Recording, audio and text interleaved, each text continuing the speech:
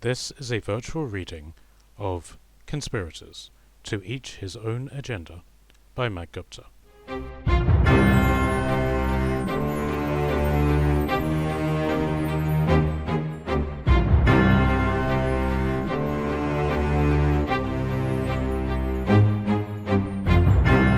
Chapter 55. The Temple Plaza. The hush remained around the men for a long moment, but then the men in Alistair's armies began to mutter amongst themselves, and it began to spread throughout the entire force, until it reached Alistair and his generals at the front. The defenders choose their champion well, it seems. Falthor smiled slightly. Everyone present seemed to be in agreement. The Lord Warden stood at the top of the stairs, his presence filling the entire plaza with his command. Though none of the men present had seen the Lord Warden fight in combat, all of them had heard his legend. When he was a young man, he was the greatest swordsman in the kingdom, and his prowess had only grown in the years since. The battles he had taken his legionaries on were the stuff of legends, taking on armies of enemies against impossible odds. They had beaten an army of barbarians with only 8 men on a river of ice. The test against the pirates and the forces of Stormworth had simply added to their legend. Those men had seen the Legion fight, and the Lord Warden was the best of them all. Nobody wanted to fight him. Alistair looked amongst his own champions. "Let me kill this fucker," Pillimore grunted, but he too was fidgeting nervously on his horse. Alistair knew better. Pillimore was a great man with his sword and could cut down many men with a single swing, but the Lord Warden could skewer him on his spear before the first blow could connect. He looked at Baranis. "I am a proud woman," she denied him with a smirk, "but I'm not too proud to fight a battle I cannot win. I will not be your champion." "What of you, Citadel Captain?" Alistair looked behind him to Cameron. "Will you fight?" "Against the Lord Warden?" Cameron raised an eyebrow. "No, not for all the women and drink in all the world. I may be a fighter. I may even be a great one. But that man there is a legendary one, and I cannot match that." "I fear no one man can," Falthor agreed sympathetically. "If we lose here, then we lose everything." "Then it shall be me." Alistair let out a single exhale. The generals all exchanged looks. "I will fight him." "My lord," Baranis protested, real concern in her voice. "You cannot." "I agree." Falthor placed a hand on Alistair's shoulder. "If you fall, we are truly lost. If I lose this fight and live, I will be shamed and lose everything. I might as well throw myself off the wall. If I win, then it will be my victory. Squire," he shouted to Stormworth's boy, who he refused to learn the name of, "bring me my shield and a sharpened blade. I accept your challenge," he bellowed up at the men on the stairs. The Lord Warden sprang into action, moving through the army, and before long, he began to descend the stairs. He stopped at a plaza between 2 archways that marked the middle of the stairs, between Alistair's army and the entrance that in ages past had been a tolling station to the temple. There he waited. It took the bumbling squire some time to gather Alistair's shield and spear, not knowing that the shield was attached to his horse. In that time, Alistair's forces spread into the surrounding buildings to watch the fight. The Lord Warden waited patiently, standing vigil at the foot of the stairs, watching Alistair prepare. His white armor gleamed, newly polished, in the midday sun. Finally, the idiot squire accomplished his task and armed Alistair with a shield and spear. Alistair batted him away and finished the job himself. The Lord Warden appeared to appreciate his choice, indicating such with a slight bow of his head. Alistair double-checked that his sword was at his belt, even though he had no reason to remove it. He donned his helmet with a dull thud. The boy returned to do the straps, but Alistair butted him away with his spear, tired of his bumbling. Felthor dismounted and tended to the straps himself. Somehow, in the time it took the arena to become organized, the Speaker of the Citadel Court had climbed the steps down and was presiding over the fight. "This is a fight for the conquest of the Marble City," he coughed, his hoarse whisper of a voice echoing across the silent city. "The loser will surrender all claims to the city and allow the victor all rights of conquest, be they graceful or ill." He took a deep breath. "Begin." Both armies exploded into cheers. It was impossible to tell who was cheering for who, but Alistair and the Lord Warden stood their vigil of each other until the cheer died down. For a long time, the match was a stare down between the two combatants. But then the Lord Warden's head jerked up. He drew his longsword, a weapon unknown to most, and he marched forward with booming strides. Alistair kicked up his spear, so he wasn't holding it upright, and he leapt from one foot to the other. The fight became a dance of footwork, each combatant dancing forward and back, gauging the distance each could reach in a single stride. As they closed the gap, Alistair's leaps became greater and more dance-like. When he was close enough, though still deceptively far away, he lunged forward and cheated the distance. The Lord Warden raised his shield effortlessly and took the blow. With a deft swiftness known only to the gods, the Lord Warden spun his own sword down in a powerful, well-structured arc.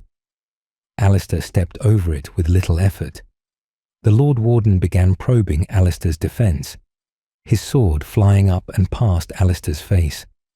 Alistair countered with his shield, but the Lord Warden was 2 steps ahead of any move Alistair could make, and he slammed his shield into Alistair's exposed flank. They broke apart. Alistair let out an angry grunt. He'd let himself be toyed with. He was a master of Myrmidon combat. The Warden was using Fiore, an ancient sword style of the Italians. He realized to his dismay what he was facing. As a Myrmidon, his focus was on relentless attacks, blocking only when necessary. Fiore was a calm and meditative focus, making sharp and powerful attacks with as little effort as possible, letting the design of his long blade do the work for him. He couldn't dwell on the matter any longer, however. Alistair recovered quickly and took 3 blows from the Lord Warden's sword before he could counter. He slammed the final blow away and stabbed upwards at the Lord Warden's head. The Lord Warden leant backwards and knocked the spear point away with an elbow block to the metal shaft. He finished the move with a counter bash to Alistair's shield, not as an attack, but to test Alistair's endurance. To his credit, Alistair passed the test and held his footing. It shook him, however, but the Lord Warden fell back, pulling out of the bind they were in and disengaging in a series of quick steps. The pause wasn't long, however, as he circled around Alistair. Alistair charged in, cheating the distance again with a feint. He kept his spear close to him and then exploded out. The Warden threw his shield into the blow and swiped down with his sword. The feint had worked and his blade struck thin air. Alistair skipped forward a single step and his shield swung up, connecting with the Warden's helmeted head. The blow rang out and echoed around the arena and in the helmets of every soldier watching. There was a collective intake of breath as the reality of this fight became apparent. The Warden staggered backwards, his armored feet finding little friction on the marble floor. He dug in deep, though, and skidded to a dramatic stop. Alistair pressed forward, clinging to his training and skill harder than he clutched the spear in his hands. The Lord Warden advanced on Alistair, stabbing downwards at Alistair's exposed leg. Alistair blocked it with his shield, the curved dip in the design catching the sword. He swept it away and threw the Lord Warden's sword arm with it. As always, the Lord Warden was waiting for him and countered with his shield, hitting Alistair in the hand and elbow. Alistair's cry echoed throughout the arena. Dervan caught himself smiling. Alistair regained his composure quickly, and the fight became a dance of spear point, shaft and blade. The spear bounced off of the shield and clashed in the air. While they fought like this, they were evenly matched. Alistair had the greater distance with his spear, but his feints were losing their effectiveness as the battle wore on. The Warden was taking advantage of the limited nature of the spear. Alistair could only stab and bludgeon, whereas he could stab, slash and bash all at the same time. The Warden feinted a deflection, taking a glancing blow to his armoured helm, and then he stepped into Alistair's space and slammed the hilt of his sword into Alistair's face. As Alistair reeled backwards, the Warden took the blade in his gauntleted glove and bashed at Alistair with the hilt. He hammered at Alistair's helmet, keeping Alistair's spear outside his shield, the long pole rendered useless in the tight spacing. Alistair dropped the spear, the shaft clattering away, the golden point and embroidery glinting in the sun. Using his shield, he slammed the Warden's blow aside and half staggered, half spun away. For a moment, they were back to back. He drew his sword and made a wild, blind slash at the Warden's back. The blow glanced off the Warden's armour and cape. The impact of the blow sent the Warden staggering forward, and those in Alistair's army cheered. Alistair couldn't take their cheers to heart. He swung around and tried another blow, but the Lord Warden learned quickly. Holding his sword like a staff, he blocked the blow and twisted Alistair away. He hooked the hilt of his sword around Alistair's neck and attempted to wrestle him to the ground. Alistair was dragged down, his strength useless against the structural stance of the Warden. He rolled away, attempting to find his feet before the blow came. The Warden brought his own sword down, in a well-poised strike that rang with power. Alistair blindly raised his shield and took the impact. He blindly stabbed at the Lord Warden's chest. The blow was slammed away by his opponent's shield, and the Lord Warden slashed down. Pain rang through Alistair's outstretched arm as he felt the armour give way to steel, and blood muddied the courtyard. Alistair didn't have time to react, and the sword hilt slammed into his face. Alistair's head snapped back, his nose guard taking the impact. Alistair staggered away. The nose guard was dislodged and was covering his eye. He tugged at the metal and the whole piece came away, leaving his face exposed. He took a breath, examining his arm. The armour had taken the worst, but blood still flowed to his hand. He needed to finish this soon. The fight became a match of dodges and misses, as both combatants made for the killing blow, but missed. The Warden's sword was longer and sharp right to the tip, whereas Alistair's was shorter and slightly curved. Now the Warden had the reach advantage. Alistair lashed out with precision, his body following the blade for a deeper lunge. The point bounced off of the shield. Alistair was now too close. The sword hilt flew out again, attacking his exposed face. His shield came up and deflected a hit. Then the sword followed. The Warden snapped his blade to the other side, using a quick overhead technique Alistair had never seen. Blow after blow hit his upper defences, until the Warden's shield connected with his exposed leg. The tassels of his thigh armour, designed to protect against a slash, gave way uselessly to the slam of the shield. He fell back. The Warden continued, sending Alistair reeling. Finally, he cut down on Alistair with a crash that broke the tiled floor beneath him. Alistair kept hold of his sword though, even on his back. The Lord Warden looked down at him for a moment. his expression impossible to read past the embroidered dark blue mask he wore. The Lord Warden took up a new pose, holding his sword close to his body and stooping. Alistair got to his feet and readied for the next blow. The Lord Warden went low and stabbed upwards. While the sword was upwards and out of the way, Alistair skipped forward and into the gap between himself and the Lord Warden. He swung his shield like a huge hammer, trying to slice the Lord Warden's head with the edge of his shield. The Warden ducked under it and pulled back, swinging his sword in a wide downward spiral. Alistair didn't try to avoid the blow and slammed his shield down. He caught the sword with a precision never seen before in the indent in his shield. The Lord Warden recovered. The honed sword sang as it cut the air, and the silence covered the arena again. The Lord Warden blocked the blow with the crossguard of his hilt, twisted his blade and poked Alistair in his abdomen, where his armour was thinner. Alistair took the blow and smashed the steel away with his shield. His blow was followed with a downward spiraled slice. For a moment, everyone thought that the fight was over.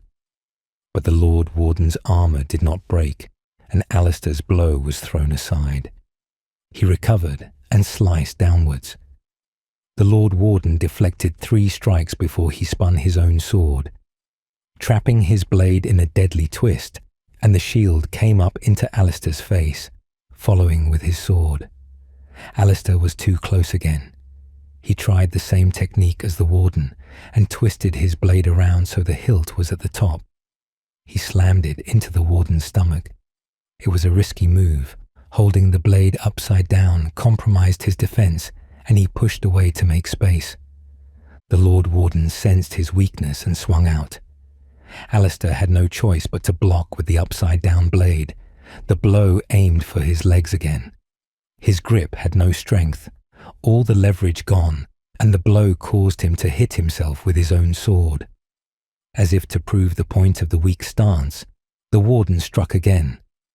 Alistair skipped back, landing on his newly hurt leg, but focusing entirely on spinning the blade to its proper grip. He took the next blow. His structure returned, and for several moments they grappled, the 2 deadly sharp blades biting at each other so that the whole arena rang with them. Alistair was sweating now, as was the Lord Warden. In the blur of movement, Alistair could see concern in the Lord Warden's eyes. Once the grapple was broken, however, the concern went. The fight became a true dance, the blades meeting and parting in a deadly display of movement. Alistair suddenly gained the advantage, and he sliced the Lord Warden's shield into position and then made a stab at the Lord Warden's chest piece, right where the plate parted for the shoulder joint. The blade sunk into leather and flesh, and he let out a cry of pain.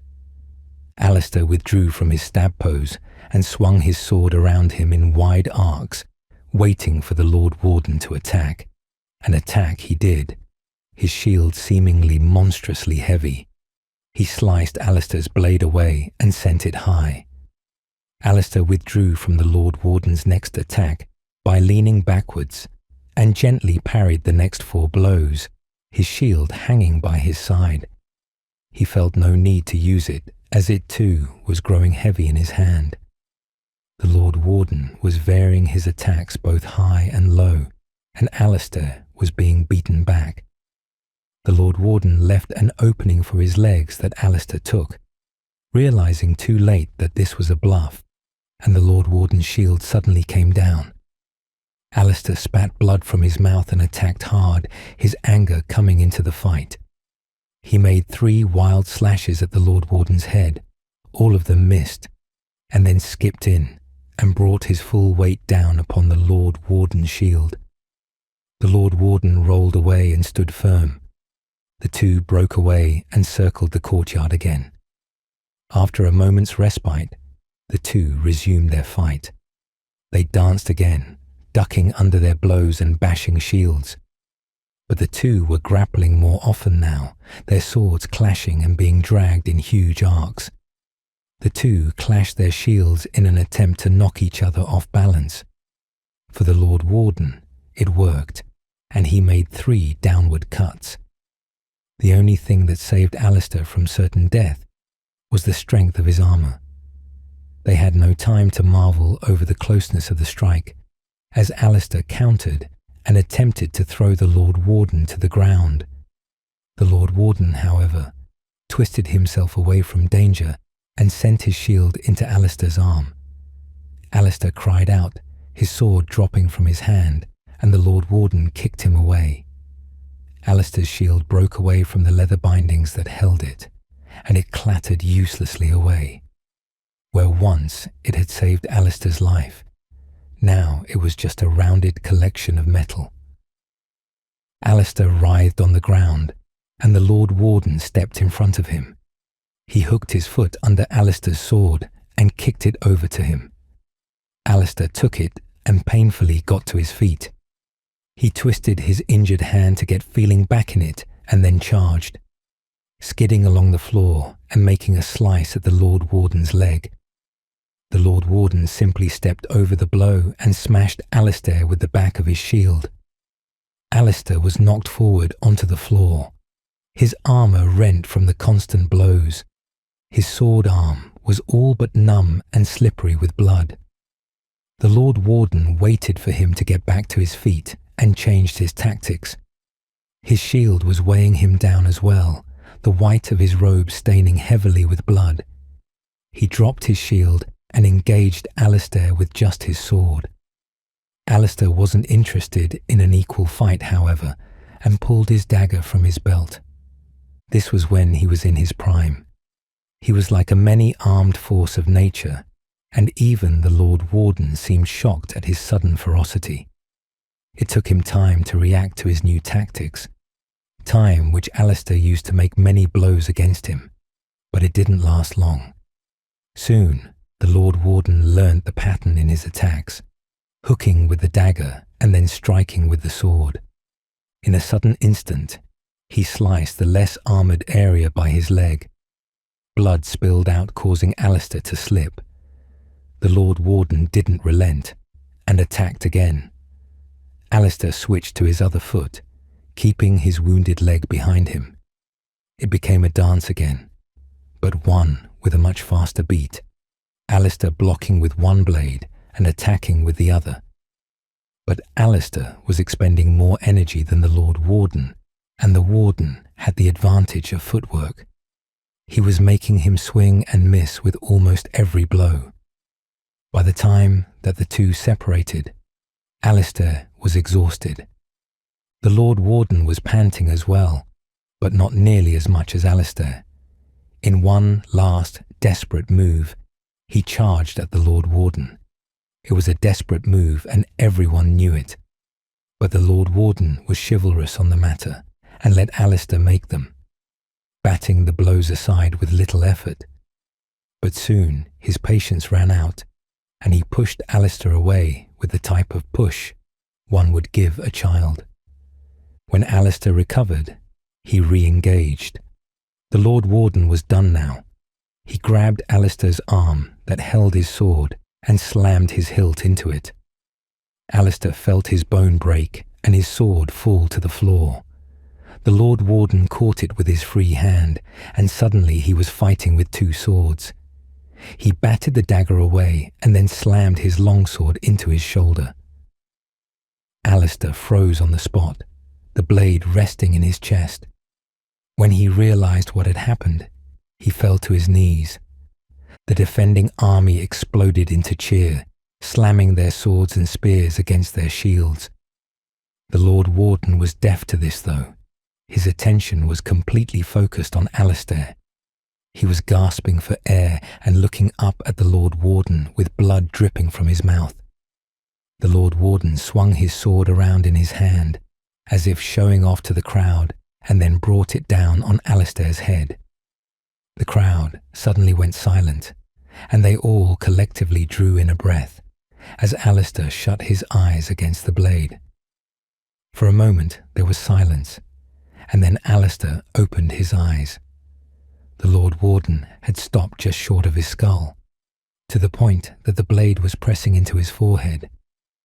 "You have lost, my prince." The Lord Warden exhaled through his exhaustion. "Leave this city and never return." He pulled the sword out of Alistair's shoulder and with a flick of his wrist, sent Alistair's blade into the mortar of the plaza floor.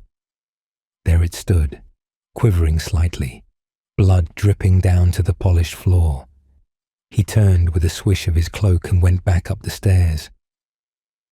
When the Lord Warden was clear of the arena, the Swan Knights and Pillamore rushed in. "Physician," Felthor shouted, "get the healers, now!" Barani sighed in disappointment. "I was hoping that this would work out for us." Felthor didn't care. "I have long awaited the opportunity to watch a Lord Warden fight. That was a privilege to witness." "Well, now that our entire campaign has collapsed in on itself and we're all going to be hanged for treason," Cameron swayed slightly with dizziness, "I feel like a drink." "Aye," Felthor muttered, watching the knights carry Alistair away. He looked up at the defenders on the stairs, celebrating and jeering at them. "I fear we can all do with a drink." "Well," Baranis looked at him with her hands on her hips, "I take it you're in command now." Felthor sighed. "To the Willem," he shouted to the army, and the sergeants echoed his command. "Back to the camp."